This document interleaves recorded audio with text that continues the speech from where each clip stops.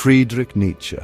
The name alone conjures images of a mustachioed man staring intensely, challenging conventional wisdom. His life was as unconventional as his ideas. Born in 1844, he was a bright, sensitive child. He excelled in languages and music. He even coined the term philology at a young age. Nietzsche's life took a turn when he encountered the philosophy of Arthur Schopenhauer.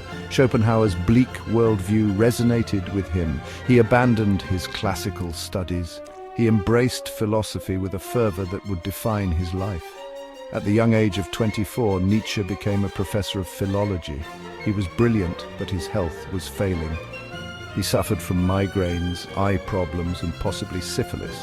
His physical ailments fueled his philosophical fire.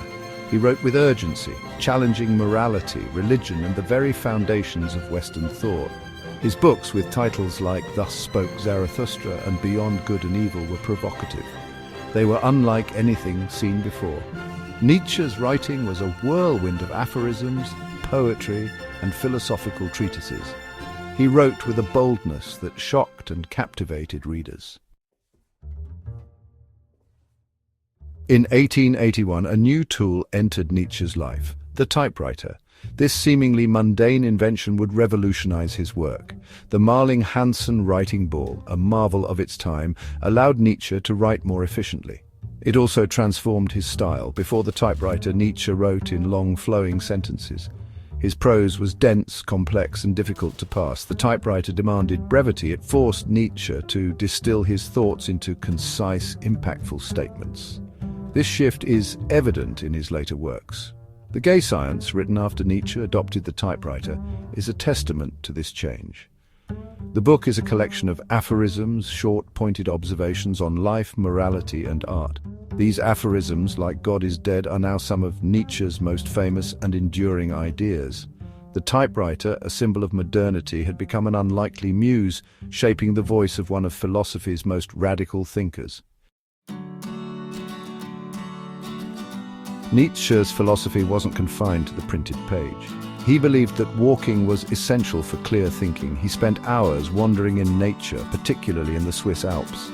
He found solace in the solitude of the mountains. These walks were not mere leisure, they were integral to his creative process. Nietzsche believed that the rhythm of walking, the fresh air, and the beauty of nature stimulated his mind. He often returned from his walks with fresh insights and ideas. He wrote, "All truly great thoughts are conceived while walking." For Nietzsche, walking wasn't just exercise, it was a form of meditation, a way to connect with the world and with his own inner depths. It was on these solitary paths that he developed his most profound concepts, such as the will to power and the Übermensch. Nietzsche's life took a tragic turn in 1889. He suffered a mental breakdown. He spent the last 11 years of his life in the care of his mother and sister, Elizabeth. Elizabeth, a staunch nationalist, had a very different worldview than her brother. She saw in his work an opportunity to promote her own agenda. After Nietzsche's death in 1900, Elizabeth took control of his unpublished manuscripts. She heavily edited his work, often distorting his meanings to align with her nationalist and anti-Semitic views. She even compiled a book of his unpublished notes, The Will to Power, which presented a distorted and incomplete picture of his philosophy. Elizabeth's manipulation of Nietzsche's work had a profound impact on his reception. Her edited versions were used by the Nazis to legitimize their ideology. This association tainted Nietzsche's reputation for decades, obscuring his true philosophical contributions. Section 5, Beyond Good and Evil, Misinterpretations and Misgivings. Nietzsche's philosophy is often misunderstood. His critique of morality, religion, and traditional values led some to label him a nihilist, someone who believes life is meaningless. However, Nietzsche was not advocating for despair. He sought to move beyond traditional moral frameworks, which he believed stifled human potential. One of the most common misinterpretations of Nietzsche's work is his stance on egalitarianism. He was deeply critical of socialist and egalitarian movements, which he saw as leveling forces that stifled individual excellence. This critique has been used by some to paint him as anti-democratic or even proto-fascist. However, Nietzsche's views were more nuanced than these interpretations suggest.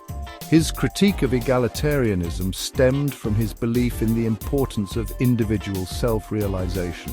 He feared that a society that prioritized equality above all else would stifle the development of exceptional individuals. He was not advocating for oppression or inequality, but rather for a society that celebrated and nurtured human potential in all its forms. Section 6. Nietzsche and the Left, an Uneasy Alliance. Despite his critique of socialism and egalitarianism, Nietzsche's work has had a complex and often contradictory relationship with leftist thought. His relentless questioning of power structures, his critique of bourgeois morality, and his emphasis on the fluidity of values resonated with some leftist thinkers. Michel Foucault, a prominent figure in post-structuralism, found inspiration in Nietzsche's genealogical approach to history. Foucault, like Nietzsche, was interested in how power operates through discourse and how seemingly objective categories like madness and criminality are socially constructed. Similarly, Jacques Derrida, the father of deconstruction, drew on Nietzsche's ideas about the instability of language and meaning. Derrida's concept of difference, which suggests that meaning is always deferred and never fully present, has clear echoes of Nietzsche's critique of absolute truth. Section 7. Echoes of Nietzsche, Foucault, Derrida, and beyond. The influence of Nietzsche's thought extends far beyond academia. His ideas have permeated popular culture, influencing art, literature, and even music. His emphasis on individual self-creation, his celebration of passion and creativity, and his rejection of conformity have resonated with artists and thinkers across disciplines. In literature, authors like Albert Camus, Jean-Paul Sartre, and Milan Kundera grapple with themes of existentialism, freedom, and the search for meaning in a godless world, all themes central to Nietzsche's philosophy. In art, movements like Expressionism and Surrealism, with their emphasis on subjective experience and the exploration of the unconscious, reflect Nietzsche's call to look beyond the surface of things. Even in music, Nietzsche's influence can be felt. Composers like Gustav Mahler and Richard Strauss pushed the boundaries of tonality and form, reflecting Nietzsche's rejection of traditional structures. The use of dissonance and fragmentation in their music mirrored Nietzsche's own fragmented and often paradoxical writing style. Section 8. A legacy reclaimed the true Nietzsche. In the decades following World War II, scholars began the task of reclaiming Nietzsche's legacy from the distortions of his sister and the misuse of his work by the Nazis. Italian anti-fascist scholars Giorgio Colli and Massimo Montinari played a crucial role in this effort. They produced a critical edition of Nietzsche's complete works, including his unpublished notes, free from Elizabeth's edits. This new edition allowed scholars to engage with Nietzsche's work in its entirety, revealing the complexity and nuance often absent in earlier, heavily edited versions. It became clear that Nietzsche was not the nihilist or proto-fascist he had been painted as, but rather a complex and often contradictory thinker who challenged conventional thinking and whose ideas defied easy categorization. The rehabilitation of Nietzsche's legacy has been an ongoing process. Scholars continue to debate the finer points of his philosophy, uncovering new layers of meaning and challenging long-held interpretations. As we move further away from the distortions of the past, Nietzsche's true voice, a voice that is both challenging and exhilarating, can finally be heard. Section 9. Nietzsche today, an enduring force. More than a century after his death, Friedrich Nietzsche remains a vital and provocative figure. His ideas continue to resonate with contemporary readers grappling with questions of identity, morality, and the meaning of life in a rapidly changing world.